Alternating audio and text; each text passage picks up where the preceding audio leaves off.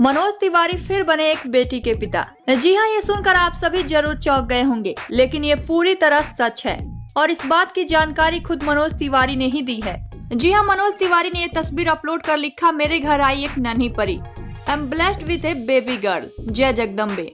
मनोज तिवारी के इस पोस्ट के बाद इन्हें खूब बधाइयां मिल रही है। साथ ही लोगों को झटका भी लगा है कि आखिर मनोज तिवारी ने दूसरी शादी कब की।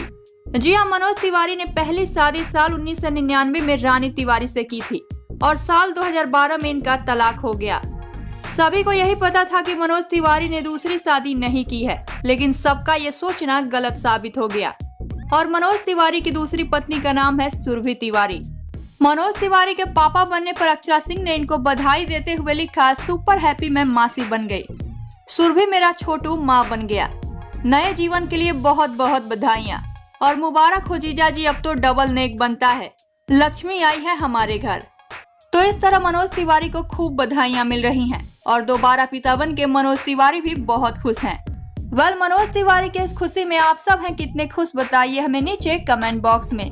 साथ ही वीडियो पसंद आया हो तो इसे लाइक करें, शेयर करें और चैनल को सब्सक्राइब जरूर करें।